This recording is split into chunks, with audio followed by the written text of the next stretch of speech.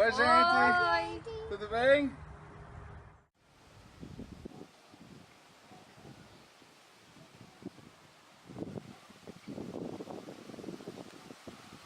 Uma igreja só tem a capacidade de alcançar o mundo todo? O trabalho de uma só pessoa é o suficiente para alcançar a todas as pessoas do mundo para Cristo? Não, né? É preciso trabalharmos juntos. Bom dia! O meu tema hoje é a unidade da igreja global, a ação prática da igreja no mundo. Gostaria de falar sobre missões. É preciso trabalharmos juntos porque nenhuma igreja é tão grande que ela consiga sozinha alcançar o mundo todo. E nenhuma igreja é tão pequena que ela não tenha parte nenhuma a contribuir. A pergunta agora é, esse negócio de trabalhar junto, há precedente disso na Bíblia? De indivíduos trabalhando juntos, mas também de igrejas trabalhando juntas? Nós vemos isso na Bíblia? A resposta é que sim. De fato, nós temos dois casos nas Escrituras de cooperação. Um caso é o caso de trabalhar junto na caridade. Eu queria que os irmãos abrissem comigo na primeira carta aos Coríntios, capítulo 16. Nós leremos os versículos de 1 a 5. 1 Coríntios 16, versículo 1, diz o seguinte: Quanto à coleta para os santos, fazei vós também como ordenei às igrejas da Galácia. No primeiro dia da semana, cada um de vós ponha de parte em casa, conforme a sua prosperidade, e vá juntando, para que se não façam coletas quando eu for. Versículo 3, E quando tiver chegado, enviarei com cartas, para levarem as vossas dádivas a Jerusalém, aqueles que aprovardes. Se convier que eu também vá, eles irão comigo. Versículo 5, Irei ter convosco por ocasião da minha passagem pela Macedônia, porque devo percorrer a Macedônia. Como vocês podem ver nessa passagem, meus queridos, ele fala de uma coleta para os santos. E ele fala que ele deu ordens ou instruções às igrejas da Galácia. A Galácia é uma região. Nós podemos ver no mapa que existiam algumas igrejas diferentes na Galácia. Se eu não me engano, Derbe, Listra, Icônio e Antioquia. Essas são algumas das igrejas que ele plantou na Galácia. E ele deu instrução a eles, e agora ele está nesse texto aqui dando instrução aos coríntios. Eles estão levantando ofertas para os santos. Mas que santos? Para que essa oferta? A resposta nós vemos em Romanos, no capítulo 15. Vamos então a Romanos, no capítulo 15, e os versículos são o 25 e o 26. Romanos 15, versículo 25, diz: Mas agora estou de partida para Jerusalém a serviço dos santos, porque aprouve a Macedônia e a Acaia levantar uma coleta em benefício dos pobres dentre os santos que vivem em Jerusalém. Duas coisas a gente pode reparar nesse texto, irmãos. A causa dessa oferta, existiam irmãos em Jerusalém passando por uma situação muito difícil. E também nós vemos um outro grupo, a Macedônia. Então, se a gente for olhar no mapa, nós vemos que a Galácia tem aquelas igrejas ali, a Acaia, que ele menciona aqui nesse texto, no caso seria a igreja de Corinto e a igreja de Atenas. Podemos ver isso no mapa, mas também podemos ver logo em cima, ao norte da Acaia, a Macedônia. E algumas igrejas lá, a igreja de Filipos, de Tessalonicenses, a igreja de Bereia. E essas igrejas juntas estavam se reunindo para mandar uma oferta de ajuda, uma oferta de caridade, vamos dizer assim. Não era um apoio a algum ministério necessariamente, era simplesmente uma situação difícil, de pobreza, e eles estavam enviando dinheiro para ajudar aqueles irmãos. Nos dias de hoje, recentemente, nós fizemos algo semelhante. O carro de um irmão em Sorocaba foi roubado, e no grupo Graça no Brasil, nós pudemos organizar uma coleta para ajudar a repor esse carro desse obreiro. É um exemplo de cooperação para auxílio em coisas materiais, semelhante ao que Paulo fez com os irmãos dessas outras igrejas, ajudando os santos em Jerusalém.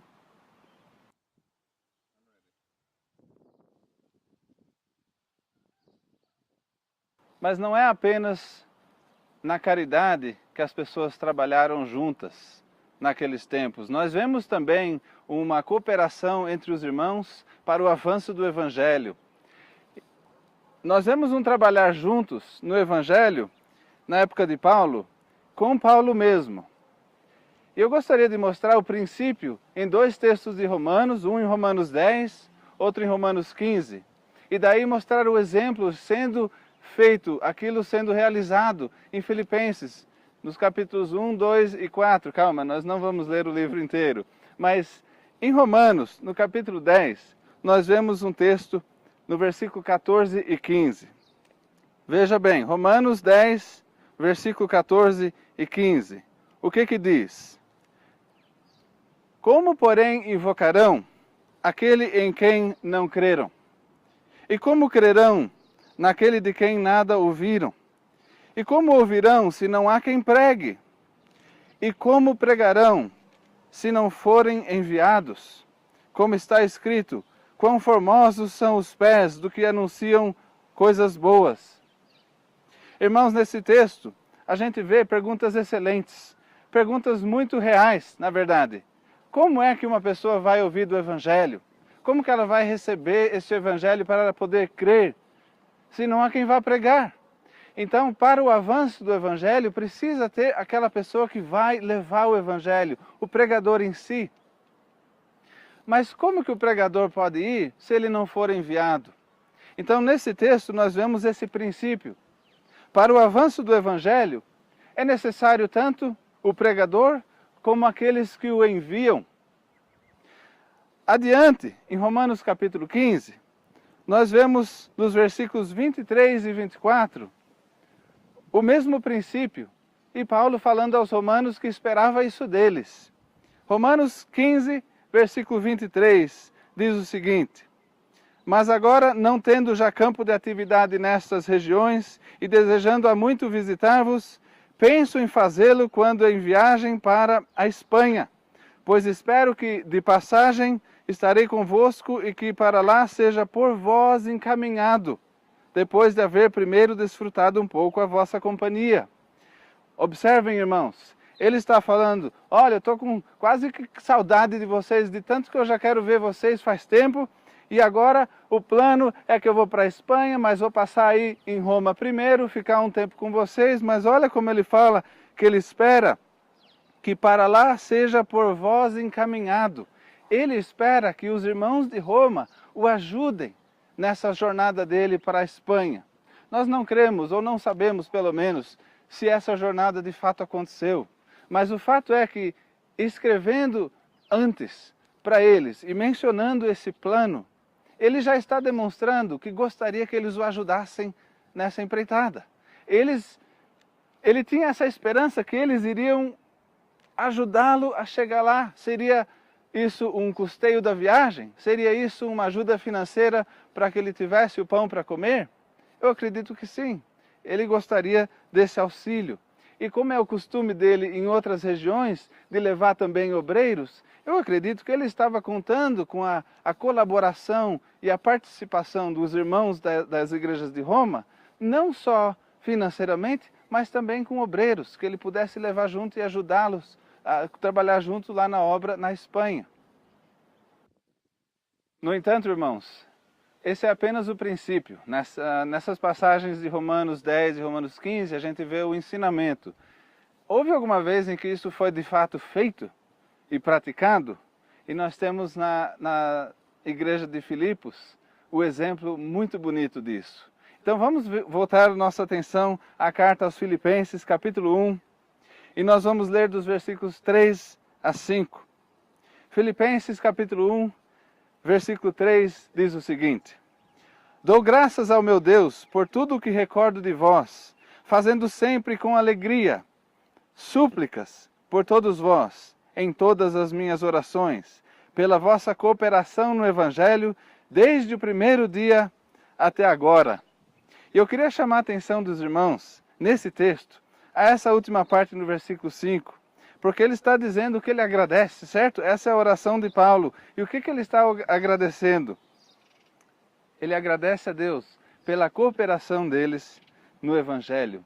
Isso, irmãos, é a unidade da igreja no sentido global, em prática, sendo realizada pelos irmãos da cidade de Filipos. Eles cooperaram no Evangelho. E ele fala que desde o primeiro dia até agora, desde o início do ministério de Paulo, esses irmãos em Filipos falaram para si mesmos, não, nós vamos participar, nós queremos ser parte desse trabalho.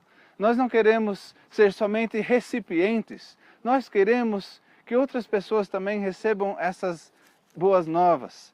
Irmãos, o crente maduro, ele entende que ele é tão merecedor do Evangelho quanto todos os incrédulos. Porque esta é a graça de Deus, não é merecida. É a bondade de Deus sendo estendida aos homens. Então ele entende, como um crente maduro, ele entende, não, eu preciso estender isso para os outros também.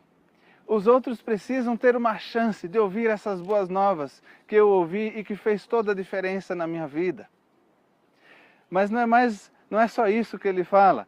A gente vê no capítulo 2 um pouco mais a respeito do esforço deles, disso que ele chama a cooperação no Evangelho. Vamos a Filipenses capítulo 2 e versículo 25 ao 30. Nós vamos ver esse trecho então todo. Veja, Filipenses 2, 25, começa a falar desse irmão precioso, Epafrodito. Diz o seguinte, versículo 25. Julguei todavia necessário mandar até vós Epafrodito, por um lado meu irmão, cooperador e companheiro de lutas. Só um comentário antes de continuar, irmãos. Veja, ele é chamado um cooperador. Então, essa igreja cooperou com o apóstolo Paulo, não apenas financeiramente, mas também com obreiros. Epafrodito era um companheiro de lutas. Continuando, ainda no 25, diz: E por outro, vosso mensageiro e vosso auxiliar nas minhas necessidades. Visto que ele tinha saudade de todos vós e estava angustiado, porque ouvistes que adoeceu. Com efeito, adoeceu mortalmente. Deus, porém, se compadeceu dele, e não somente dele, mas também de mim, para que eu não tivesse tristeza sobre tristeza. Versículo 28. Por isso, tanto mais me apresso em mandá-lo, para que, vendo-o novamente, vos alegreis, e eu tenha menos tristeza. Olha o 29, que precioso. Recebei-o, pois, no Senhor, com toda a alegria, e honrai sempre a homens como esse. Eu faço a pergunta nesse momento, por que ele diz que devemos sempre honrar a homens como esse? Nós vemos a resposta no versículo seguinte, versículo 30. Visto que, por causa da obra de Cristo, chegou ele às portas da morte e se dispôs a dar a própria vida para suprir a vossa carência de socorro para comigo. Veja que, para que ele pudesse levar essa oferta dos irmãos de Filipos, lá na Macedônia, até onde Paulo estava, esse homem arriscou a vida.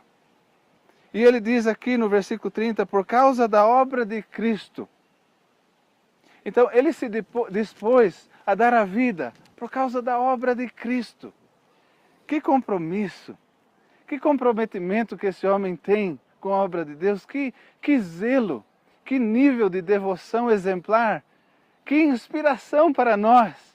Porque a gente vê não só essa igreja, mas esse próprio irmão entendendo, a minha vida já está salva, eu não tenho problema nenhum se eu perder a minha vida, o que eu preciso fazer é levar essa oferta, porque Paulo precisa ter o máximo de ocasião para espalhar esse evangelho. A salvação de outras almas está em jogo. A minha está salva, se eu morrer, tudo bem, mas eu preciso continuar. Olha que coisa, ele não colocou a sua própria vida em primeiro lugar. Jesus Cristo e a mensagem dele e a salvação dos perdidos era a mais importante de todas as coisas na cabeça de Epafrodito. Que exemplo! É por isso que fala, e não é à toa, que devemos sempre honrar a homens como esses, que se dispõe a dar a vida por Cristo. Irmãos, eu acredito que esse é um exemplo para nós, isso nos inspira, isso pode ser algo que nos leva a níveis maiores de compromisso com Deus, de envolvimento na nossa igreja e na obra de Cristo. Eu gostaria de estimulá-los a pensar sobre isso, porque esse compromisso vem de uma devoção profunda. E eu acho bonito porque não era Epafrodito que estava pregando necessariamente. Era Paulo. Não eram os irmãos em Filipos. Era Paulo. E, no entanto, porque eles queriam participar, nós sabemos, através de outros textos na Bíblia, que o galardão que Deus dá para as pessoas que participam é o mesmo que a pessoa que faz a obra em si. Já que elas estão participando, elas estão juntas. É cooperação. Isso, irmãos, é a unidade no Evangelho. Mas não é só isso. Vamos continuar para o nosso próximo texto. O nosso próximo texto é Filipenses capítulo 4, versículo 10. E nós vamos ler do 10 ao 19. Filipenses capítulo 4, versículo 10 diz o seguinte: Alegrei-me sobremaneira no Senhor, porque agora, uma vez mais, renovastes a meu favor o vosso cuidado, o qual também já tinhais antes, mas vos faltava oportunidade. Irmãos, um comentário a respeito desse versículo. Quando diz aqui que eles renovaram a favor de Paulo o cuidado deles, ele se refere a uma oferta que eles mandaram para ele. Continuando no versículo 11, digo isso não por causa da pobreza, porque aprendi a viver contente em toda e qualquer situação. Tanto sei estar humilhado, como também ser honrado. De tudo e em todas as circunstâncias já tenho experiência, tanto de fartura como de fome, assim de abundância como de escassez. Tudo posso naquele que me fortalece. Irmãos, um comentário antes de continuarmos a leitura, porque do versículo 11 ao 13, nós vemos algo muito importante. De fato, esse aprendizado de que Paulo está falando aqui é essencial para os enviados. Para todo aquele que for obreiro, enviado a algum lugar, ele precisa saber como lidar com essas coisas. Um obreiro que não sabe lidar contente com a escassez, ou um obreiro que não sabe lidar de forma santa com a abundância, esse obreiro nunca deve ser enviado para o campo missionário. Ele não está pronto. É super importante que todos os obreiros possam dizer junto com Paulo: eu aprendi a viver contente em toda e qualquer situação. Eles precisam poder dizer: tudo posso naquele que me fortalece. Ou seja, todas as circunstâncias, situações difíceis ou abundância, tudo posso. Em Cristo eu vou receber a força necessária para aguentar os momentos difíceis e para ter sabedoria para lidar com os momentos de abundância. Tudo posso naquele que me fortalece, refere-se a este contexto. Mas, amados, vamos continuar, porque no versículo 14 diz: Todavia fizestes bem, associando-vos na minha tribulação. E sabeis também vós, ó Filipenses, que no início do Evangelho, quando parti da Macedônia, nenhuma igreja se associou comigo no tocante a dar e receber, senão unicamente vós outros. Porque até para Tessalônica mandastes, não somente uma vez, mas duas, o bastante para as minhas necessidades. Não que eu procure o donativo, mas o que realmente me interessa é o fruto que aumente o vosso crédito. Recebi tudo e tenho abundância. Estou suprido, desde que Epafrodito me passou as mãos o que me veio da vossa parte como aroma suave, como sacrifício aceitável e aprazível a Deus. E o meu Deus, segundo a sua riqueza em glória, há de suprir em Cristo Jesus cada uma das vossas necessidades. Amados irmãos, quando olhamos o versículo 15, eu gostaria de ressaltar o seguinte: ele fala aqui de parceiros financeiros. Observe que ele fala: e sabeis também vós, ó Filipenses, que no início do Evangelho, ou seja, quando Paulo começou a partir dali de Filipos e foi para outros lugares, o que diz? nenhuma igreja se associou comigo no tocante a dar e receber. Veja que é um comentário negativo. Ninguém se associou comigo, ninguém teve essa visão, só que vocês tiveram. E aí entra a parte positiva. Ele está louvando a esses irmãos. Vocês participaram comigo desde o início. É como se vocês tivessem esse entendimento de que eu indo pregar o Evangelho em outros lugares, e vocês se associando e sendo parte comigo, vocês também teriam parte naquele fruto. E essa é a sabedoria dessa participação. É por isso que a gente entende o que Cristo fala quando fala do corpo de Cristo. Nós entendemos que nós somos tudo parte de uma coisa muito maior. Somos membros diferentes de um corpo bem maior do que nós mesmos. E nós sabemos que quando a gente olha para esse corpo, as partes diferentes trabalham juntas para fazer o que precisa fazer. Sem essas partes trabalhando, tudo cai por terra, nem nada funciona. Aliás, tantas das doenças que nós temos são justamente resultado de partes diferentes do nosso corpo não funcionarem da forma própria. E aí nós nos sentimos mal, o corpo todo sofre. Aqui no versículo 15, quando a gente vê ele falando, nenhuma igreja se associou comigo no tocante a dar e receber, quando ele fala se associou, é justamente essa palavra que fala da parceria, fala de cooperação, de trabalhar junto. Isso, irmãos, é a unidade da igreja global. E eu queria comentar o seguinte, muitas pessoas poderiam ver essa situação e falar, não, mas nós vamos ser os únicos? Assim não dá, vamos esperar até que outros deem, daí a gente participa junto. E a gente vê nos Filipenses que eles tinham iniciativa. Eles não estavam preocupados se tinha outras igrejas participando ou não. Eles viram a necessidade e falaram, nós vamos contribuir. Não importa o que essa contribuição será, se é muito, se é pouco, se é suficiente, se não é, se dá para um tanto, se não dá para mais, não interessa. Eles tinham iniciativa. Sabe, às vezes eu acho que a gente mesmo quer contribuir com alguma coisa e nós estamos orando, estamos pensando, puxa, eu gostaria de contribuir, mas não, eu acho que não, eu vou ser o único, aí a coisa não vai funcionar. Irmãos, não devemos pensar assim, devemos pensar como os filipenses. Eles chegaram e tomaram a iniciativa, e continuaram, e continuaram. E eu acredito que depois de um tempo, outros resolveram participar também disso. O importante é que diante de Deus, o fruto deles nunca será negado, a recompensa deles não será esquecida. Mas, irmãos, vamos adiante, porque no versículo 18, eu gostaria de mostrar um detalhe também.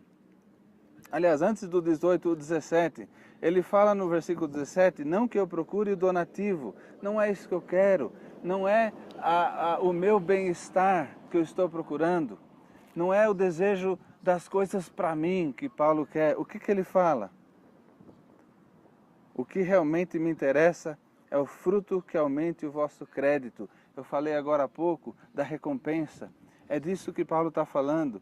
Eu não quero as coisas para mim. O que eu gosto de ver quando vocês participam do meu trabalho é saber que vocês também vão receber a sua parte nos céus. É fruto nos céus. Eles estão investindo aqui e diretamente lá também. De certa forma, eles têm perdas aqui. Podemos olhar desse ponto de vista. Eles estão doando, fazendo ofertas. Aquilo é coisas que eles não vão ter mais. Mas todo aquele investimento na obra de Paulo foi também creditado na conta deles, nos céus. Então é isso que Paulo quer. É o fruto para o crédito deles nos céus. Daí ele fala uma coisa maravilhosa no versículo 18. Ele fala, recebi tudo e tenho em abundância. Mas, espera lá, os macedônios não eram pobres? A igreja de Filipos não estava numa situação de poucos bens? Eles estavam sim, através de outros versículos nós sabemos isso. Como que é possível Paulo falar, eu recebi tudo, eu tenho abundância? Em outra tradução fala, recebi bastante e tenho em abundância.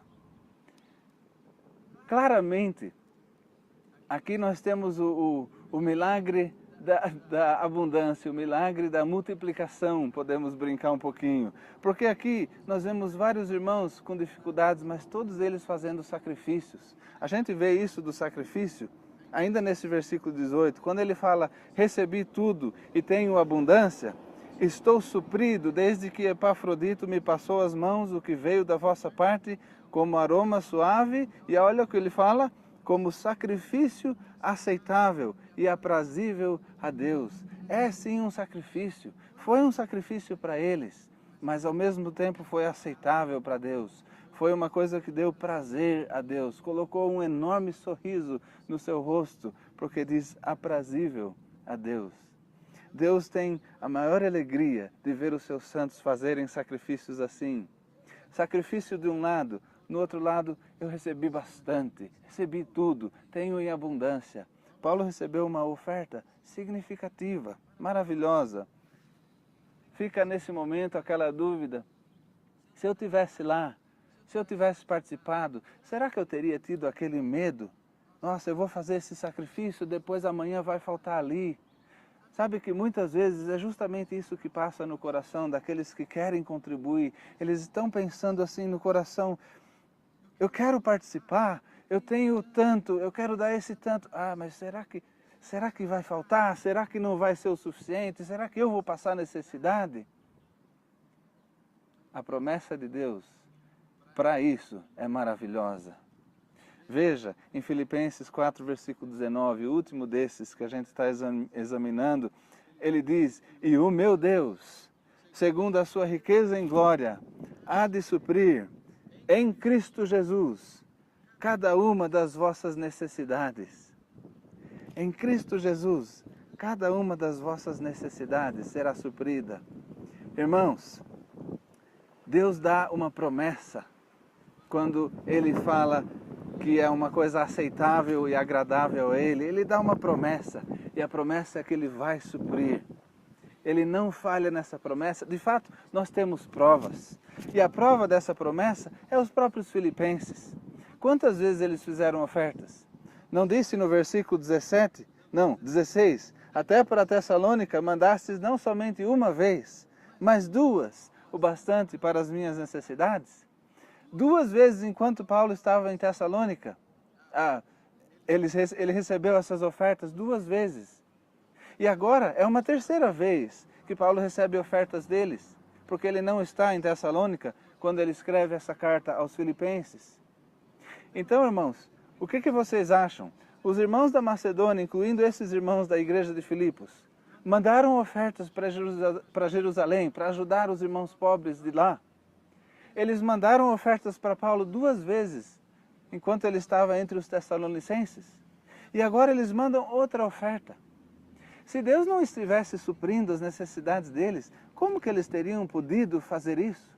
Como que algum dia eles teriam feito uma 2ª e uma 3ª e uma 4ª oferta?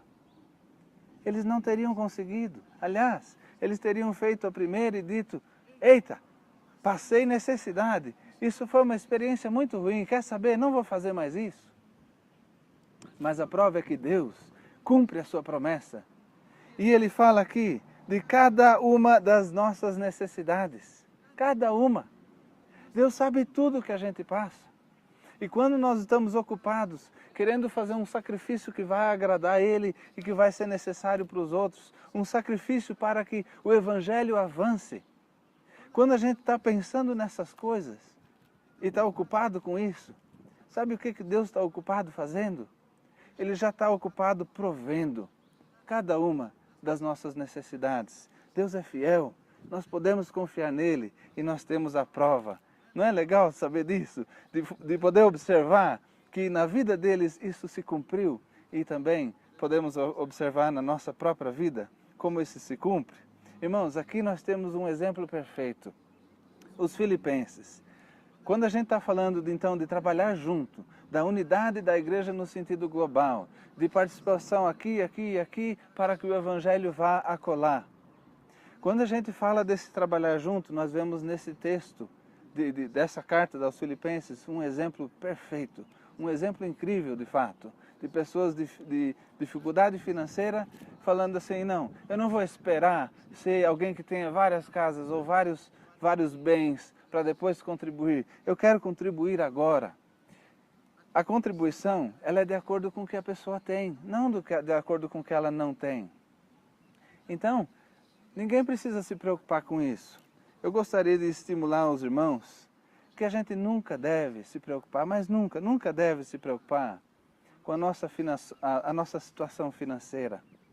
Se não vai ser bom, se não vai suprir a necessidade, porque quando estamos ocupados com a generosidade para com os outros, pode ter certeza que Deus também está ocupado cuidando da gente.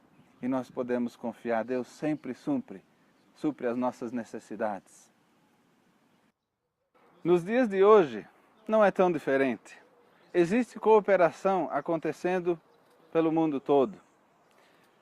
Para falar de pessoas que muitos de vocês conhecem, eu posso falar do meu avô, o pastor Rubens.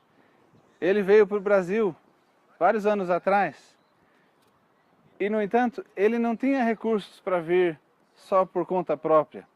Então ele se associou à TCM, uma missão americana.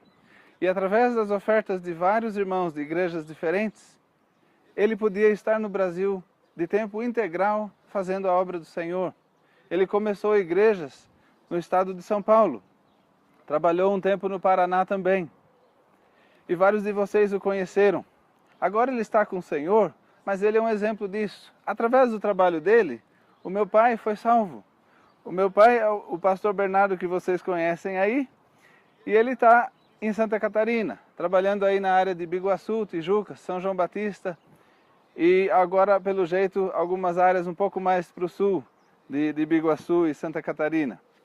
Mas, irmãos, quando a gente pensa no trabalho de pessoas como o meu pai e o meu avô, eles nunca poderiam fazer tudo o que eles fizeram sem essa parceria, sem esse trabalhar junto, sem a unidade do corpo de Cristo.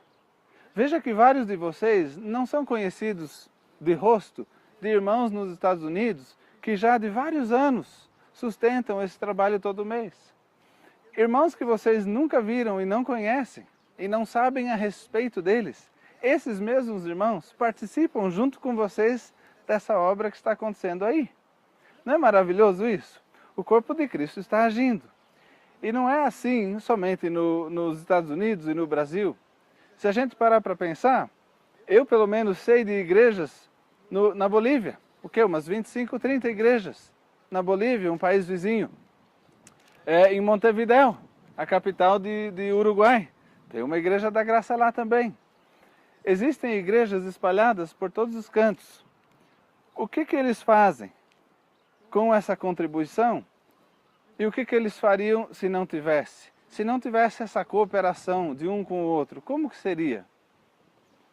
Irmãos, eu gostaria de mover para a conclusão e queria chamar alguns versículos para a sua atenção. Vamos abrir para 2 Coríntios 8. Mas antes de ler, deixa eu só comentar.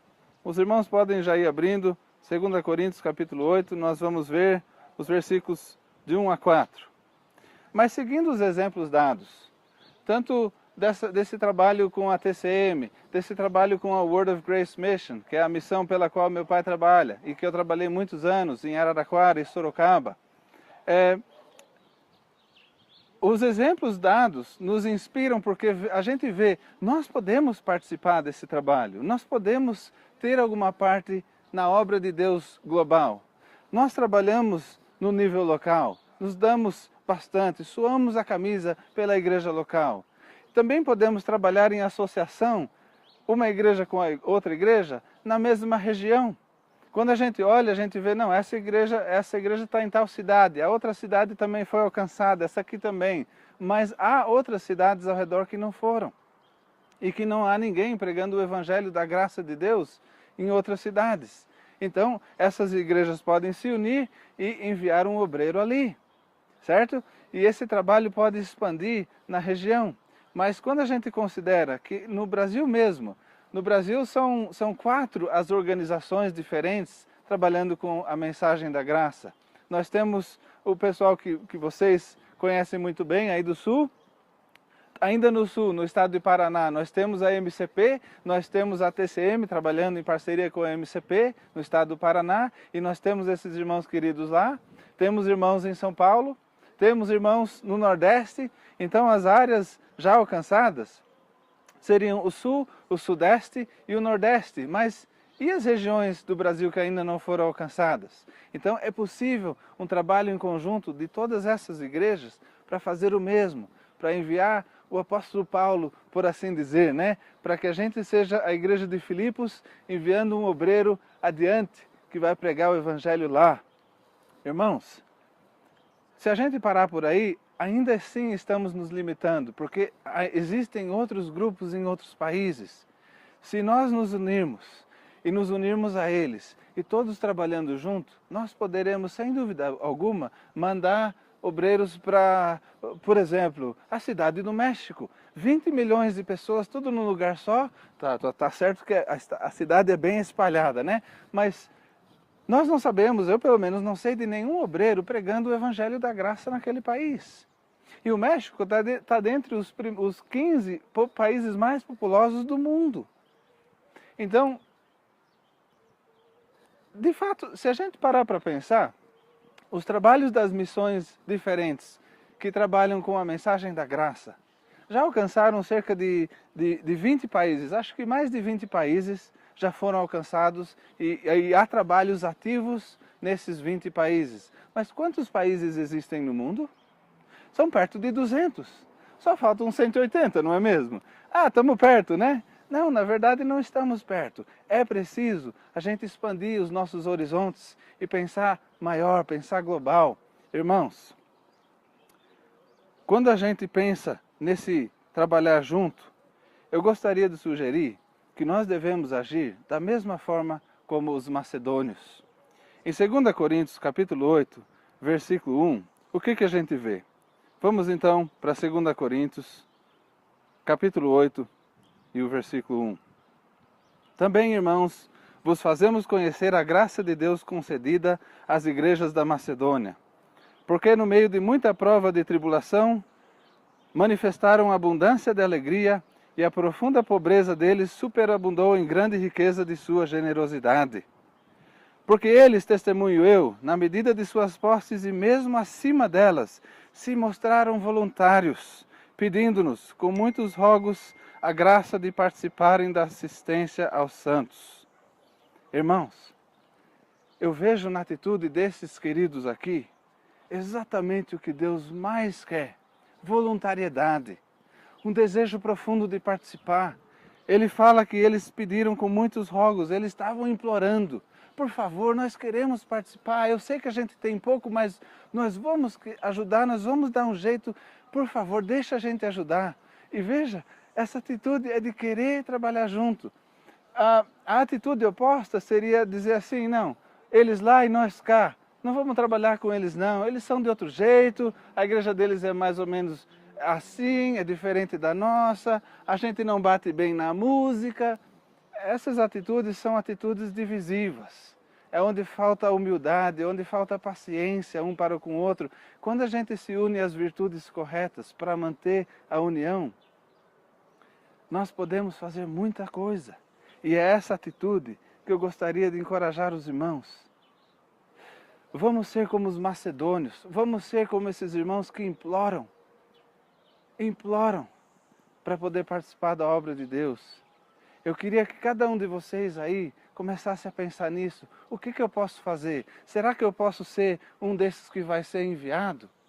Porque como que eles ouvirão se não há quem pregue? Então eu vou pregar, eu vou me preparar, eu vou para esse campo. Eu quero levar essa mensagem bonita adiante, essa mensagem que é a única que traz salvação. Mas talvez você fale: não, mas eu não posso, eu tenho compromissos, eu tenho família, eu tenho... Tudo bem, não tem problema com isso, de fato é maravilhoso. O crente verdadeiro, ele cuida primeiro da sua família, não é mesmo? Então não tem nada de errado com isso, mas você está falando: não, mas eu quero participar, mesmo assim. Então você pode participar de outras formas. Você pode ajudar a organizar o envio dessas pessoas. Você pode participar diretamente do envio dessas pessoas com um apoio financeiro, com um apoio em oração, com um apoio com outras necessidades, sempre servindo aos seus irmãos. Queridos, nós temos muito potencial que você em oração, falando com Deus, com certeza Deus vai te mostrar exatamente como que você pode participar desse trabalho global da igreja. Mas nós temos, durante essa conferência, a gente tem ouvido sobre assuntos diferentes nesse mesmo tema da unidade, certo? Nós vamos ouvir sobre a unidade da doutrina, isso é super importante. Nós temos ouvido sobre a unidade na família, a unidade na igreja local. Nós precisamos ter unidade em todos os aspectos. É o que Deus deseja para cada um de nós. Vamos ser como os macedônios, vamos nos prontificar, vamos falar ao Senhor, Senhor, como Isaías disse, eu também quero dizer, envia-me a mim. E se você não pode ir, fala para o Senhor, Senhor, envia o meu irmão, e eu vou ajudar, eu vou enviar ele junto.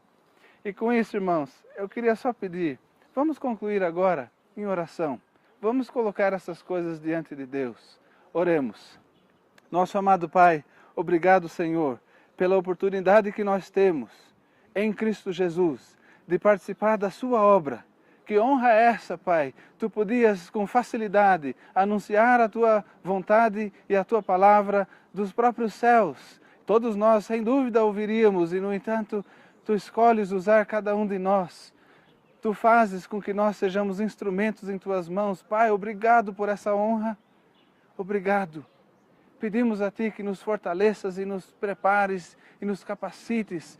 Pai, coloque no nosso coração um ardente desejo para que através do esforço coletivo a Tua mensagem vá adiante e salve almas. Que a gente possa ter o entendimento de homens como Epafrodito, que disseram para si mesmos, não, a minha vida não é tão grande que eu não possa sacrificá-la pela causa de Cristo. E Pai, que nós possamos ter essa mesma atitude, que nós estejamos prontos a fazer de tudo para que a mensagem de salvação avance e alcance o mundo todo. Pai, nós te pedimos por isso, em nome do nosso Senhor Jesus Cristo. Amém.